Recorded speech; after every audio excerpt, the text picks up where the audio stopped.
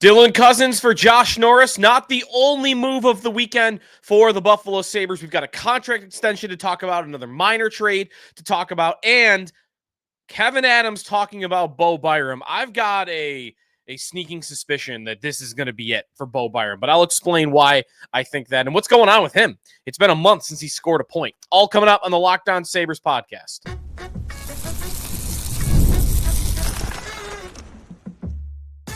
Your Locked On Sabres, your daily podcast on the Buffalo Sabres.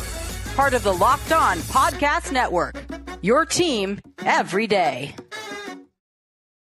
What is up, everybody, and welcome into a Monday edition of the Locked On Sabres podcast. Thanks for making us your first listen every day. We are free and available wherever you get your podcast, part of the Locked On Podcast Network, your team every day. The trade deadline has come and gone, so we talked all about Josh Norris and Dylan Cozens, the big move that was made on Friday.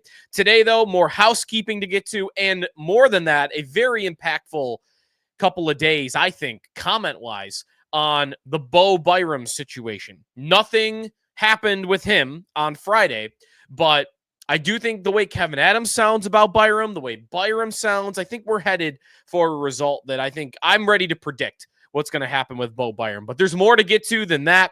The Jason Zucker signing that happens on Friday, the minor moves that the Sabres made over the weekend as well. There is a lot to get to on this edition of the Locked On Sabres podcast. As always, if you would like to reach out to us anywhere on social media, you can follow us on Blue Sky. I'm at Sneaky Joe Sports there, at Sneaky Joe there, at Sneaky Joe Sports on Twitter, and then at Locked On Sabres is the Locked On Sabres Twitter account, so you can check us out there. And of course, for our Locked On Sabres text club, if you are not already a subscriber, the place to do that, join subtext.com/LockedOnSabres is where you can sign up there. Somebody asked me today about if they win the first overall pick with this shutout loss to Florida over the weekend. Josh Norris's first game looked okay. First game, though, looked a little off on the power play, I would say, but they run a different system, I think, here than they would in Ottawa. That at least was true when Byram got here from Colorado. So, I think you would like a better result, but first game, that can happen. First game jitters. Very much like the trade. If you want my full thoughts on the Norris trade, you can check it out from Friday's episode on this feed or on this channel, wherever you may be listening. But in terms of the other moves that were made, well, we were expecting a Henri Jokiharju trade, and we got our Henri Jokiharju trade. Not that that was ever going to be anything that meaningful. He gets sent to the Boston Bruins for a fourth-round pick. It was beginning to look like the Sabres were not going to move Jokiharju. It got to be 3 o'clock past the deadline, and then it was they traded Jokiharju to Boston if they got it in under the buzzer. Even the first report about the trade was this might not go through, but it did. Fourth round pick is whatever. It's more about giving Jokiharju a chance to play somewhere else, go for a playoff race, play some more minutes, and he will do that in Boston. The Sabres get the Oilers' fourth round pick in 2026. So again, you're not really getting much of an asset. Jokiharju is going to wear number 44, by the way, in Boston. Just kind of at the end of the day, he was a guy, and that was it the whole time. The trade, Alex Nylander for Henri Jokiharju, the Sabres end up winning it. It's not like they got a lot out of it, but Jokiharju became an NHL player, and Alex Nylander did not. And the Sabres have a fourth-round pick at the end of it, and the Nylander side of it doesn't. So they did fine. It's a botch roll trade win, but I mean, it's hardly a win. So good for Jokiharju. He moves on to the Bruins. The Sabres also making a minor league deal. Nicholas Aube-Kubel goes from the Sabres to the New York Rangers, where I expect he'll also have a chance to maybe fill in on their fourth line. Erik Brannstrom, 25-year-old defenseman, big guy, but skilled, was a first-round pick years ago and was a highly thought of prospect. He was the captain for Team Sweden at the World Juniors 6-7 years ago. He is an AHL guy, though. And I like that trade. I like that trade because I am thinking a lot about the Amerks as of late and them being in first place in the AHL and going after a Calder trophy. So, all right, you get a guy that is kind of a tweener, NHL, AHL. This year, Brandstrom has played 28 games in the NHL. Last year played 76 games in Ottawa. Year before that, 74 games in Ottawa, and then 53. So really, since 2020, let's do it this way. He's played 292 NHL games, and he's played 27 AHL games. So he's played 10 times more in the NHL than the AHL. But Kevyn Adams said he's an AHL piece. So what did he do? He went out and got a guy that could be a top pair AHL defenseman. I think that's a great move for the Amerks. This year, in his Brandstrom, his limited AHL action, 14 games played between Abbotsford and Hartford, because he went from Ottawa to Vancouver, I think, during the year. Either way, he's played 8 games for Abbotsford, 6 games for Hartford, and he has 16 points in those 14 games from the blue line. So I kind of like that move for the Amerks. I would expect that that's going to work. By the way, he's not big. I mixed him up for some reason with just Obey Kubel in my head. He's 5'10", 185. He's a small defenseman.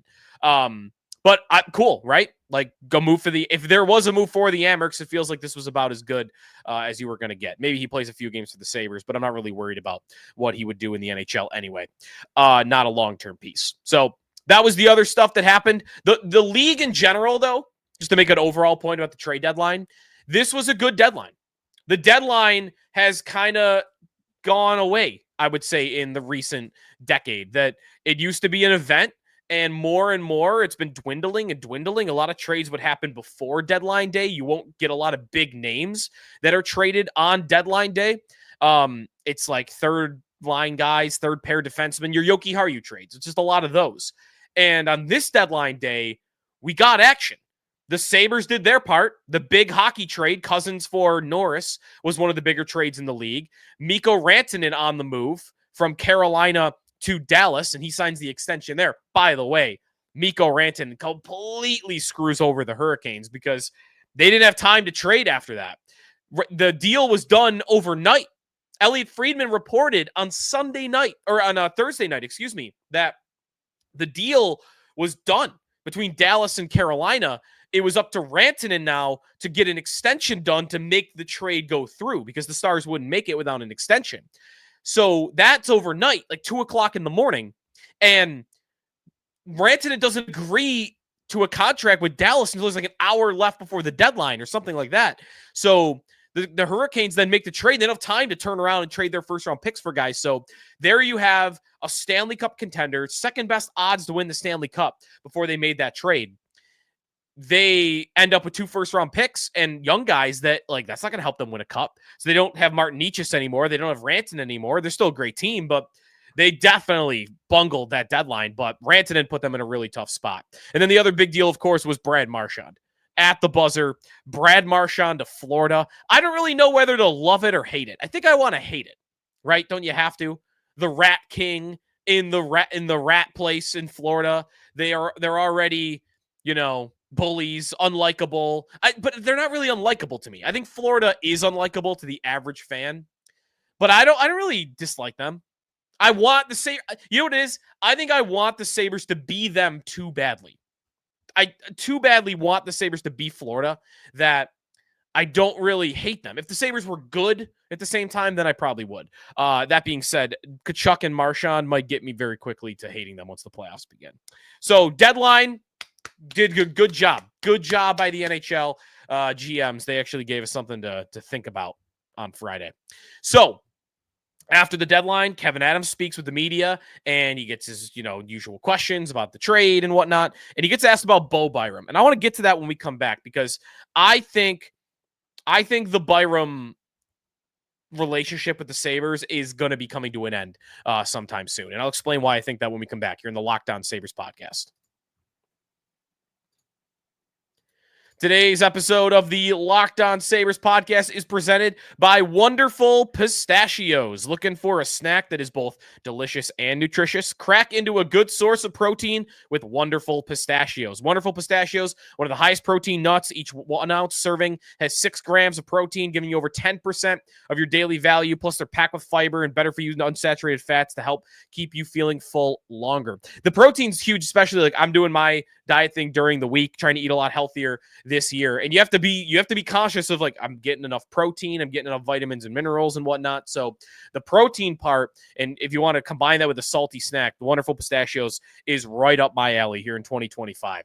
Love the no shells variety. That's what I like. It's just the perfect grab and go. Just reach your hand and grab a handful, whether you're desk or whether I have them in my golf bag actually right now because I brought them to the simulator the other day. Just, you need a snack. The other guys are going chips and whatnot. I got to have something just so I don't, want to go for that. So I get my pistachios and I'm not even thinking about it. Get snacking, get cracking with the snack that packs a protein punch. Visit wonderfulpistachios.com to learn more. Sneaky Joe DiBiase back here on the Locked On Sabres podcast. The deadline comes and goes. The Sabres get shut out by Florida. They are in 30th place in the NHL. And this week we will get into a little bit more about the bottom because they're probably going to be at the bottom. 5 points ahead of Chicago going into Monday night against Edmonton. So, two other deadline news and storylines out of it. And I think one of the biggest storylines out of it is Bo Byram. Bo Byram does not get dealt by the Buffalo Sabres, and there really weren't any rumors about Bo Byram getting traded. JJ Peterka there were. I mean, we thought overnight that maybe he'd get traded to the New York Rangers. That did not happen. So Byram's been eligible to sign an extension since July 1st of 2024. It's been 8 months and nothing. Not even a whisper. And part of that is that Kevyn Adams kind of confirmed that he hasn't talked with Byram's camp about an extension yet. Now, get to more of that in a minute, though. I'm not sure that's because Adams doesn't want to talk about it. It might be because Byram doesn't want to talk about it. When Bo Byram was asked by Paul Hamilton earlier in the year about his future with the Buffalo Sabres, he was very coy about it. He didn't say anything, nothing like made headlines about like, oh, I don't want to be in Buffalo. But he didn't do anything to say, like, oh, I love it here. I want to get a deal done. Like he had the opportunity to say a lot more than he did, and he didn't.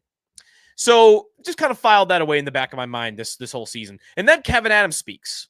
Kevyn Adams speaks to the media after the Friday deadline, and he gets asked about Byram, and he says the thing about how they haven't been in touch with his representation yet about a contract, and he also fails to kind of call him a part of the core.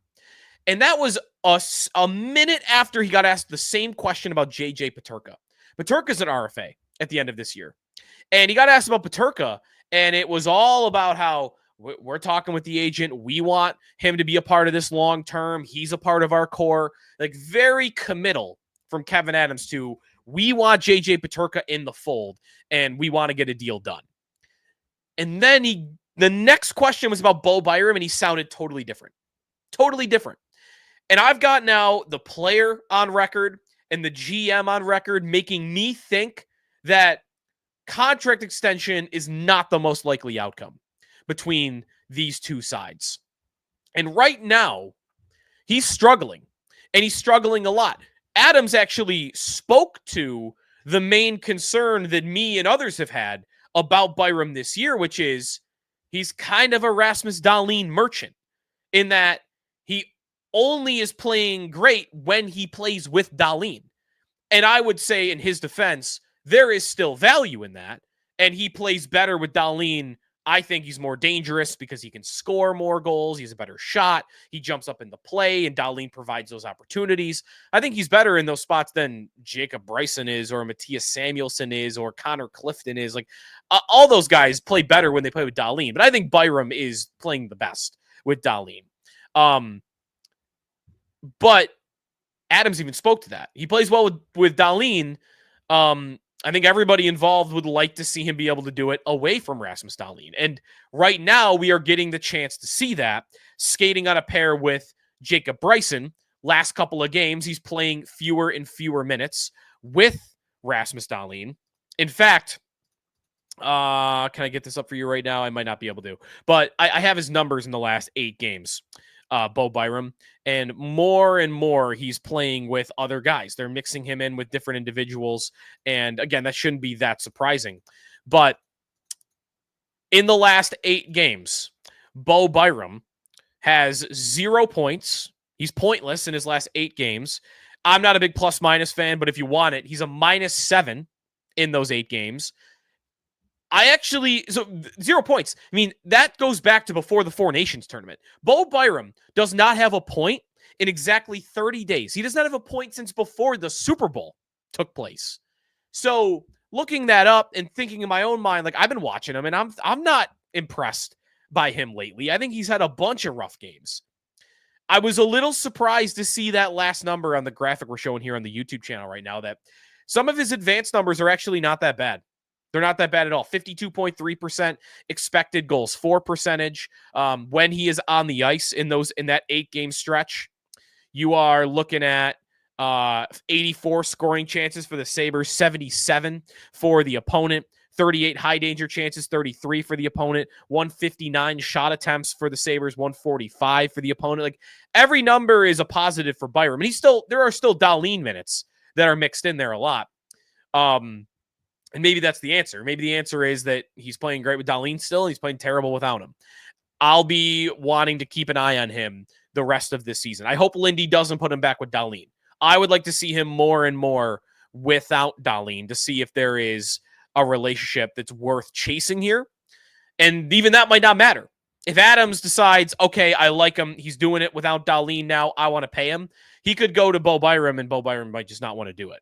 So you kind of got two sides here that I am personally questioning their motivation to get a long-term deal done, which I want to predict because of that they're not going to get a long-term deal done.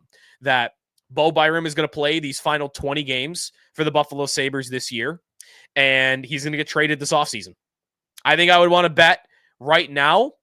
My guess would be right now he's not on the roster opening night 2025, that he has been dealt in a hockey trade, or if they figured out a way to get Elias Pettersson. There's no more Dylan Cozens for that deal, but if you want to package, I don't know who the replacement is. I mean, I guess it could be Josh Norris, but I don't think you're doing that.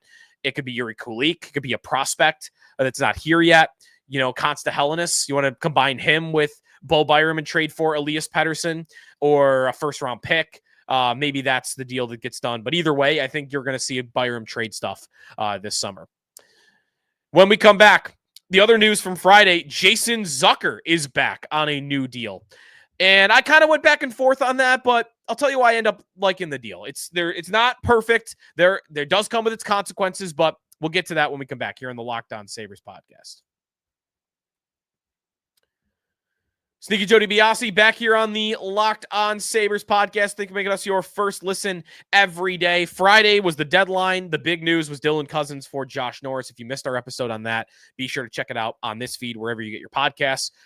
The other news that happened before that trade, Jason Zucker back to the Sabres on a 2-year deal. After Jordan Greenway signs, they said they wanted them both, and they got them both. And Zucker goes for 2 years, $4.75 million. Little surprising. And this is why this is a good contract. And even though I was kind of on the fence with whether or not it was a good idea to pay him or not, I end up liking the deal because it kind of was perfect.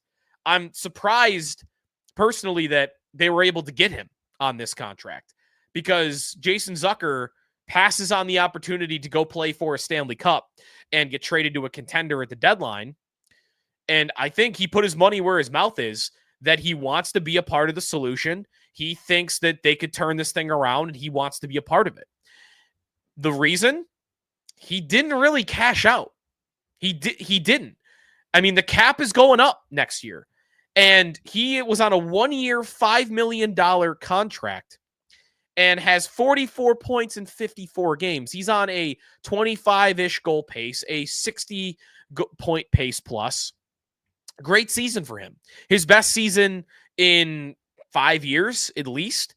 And he doesn't go to the open market. He doesn't try to cash out. He doesn't even really make the Sabres pay a Sabre tax. He took a pay cut. $250,000 less than he had before. I would have thought at least he would get the same number. And I'm sure one big reason why the number is lower is he got the second year. So, you know, he'll be a UFA at age 35.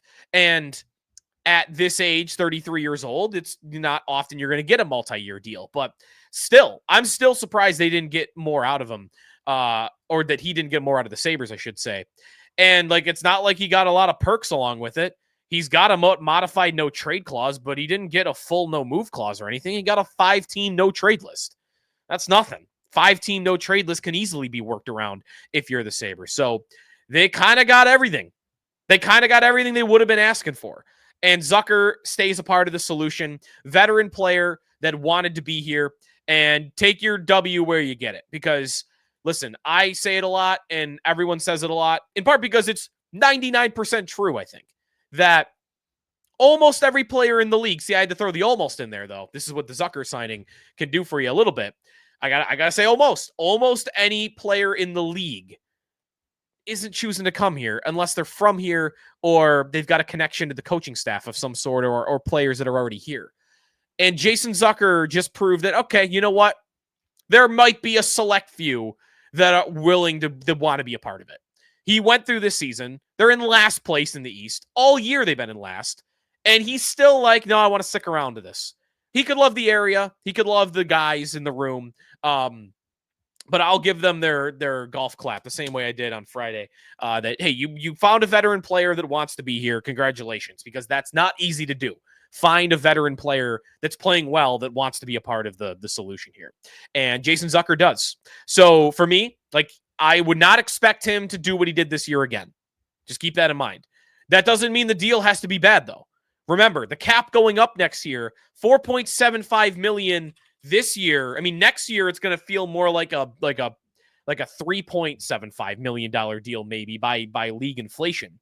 So this year, 60-point pace. I don't expect him to do that for the Sabres, but I don't need him to. I need him to be a third-line winger for me, be a steady, consistent veteran, give me some production on the power play.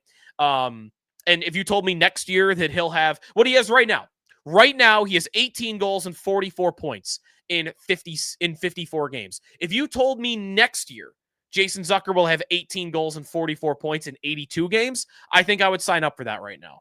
The regression is probably going to come. He's at an age where you would almost expect that. He has a career high 18.2% shooting percentage, 6% above his career average. That's going to come down. But again, I don't need him to be 60-point Jason Zucker. I need him to be steady, third-line veteran that could produce on the power play. And for that, I like it. The one reason I was saying last week, the one reason I would maybe lean towards not wanting to do it is he does take up a spot. He takes up a spot from somebody else, but that's okay. They might be in the mood for more trades this offseason, and they could open up spots elsewhere for other improvements in other areas. So Jason Zucker back 2 years, $4.75 million, which, by the way, means that it's really only RFAs to sign this offseason. That's it. You know, get your McLeod deals done, and we'll see about Byram. As I said, I don't think that's likely. JJ Peterka, Jack Quinn, Devin Levi, these are all contracts still have to figure out. But in terms of big ticket UFA guys, that's no longer really a thing for them this offseason.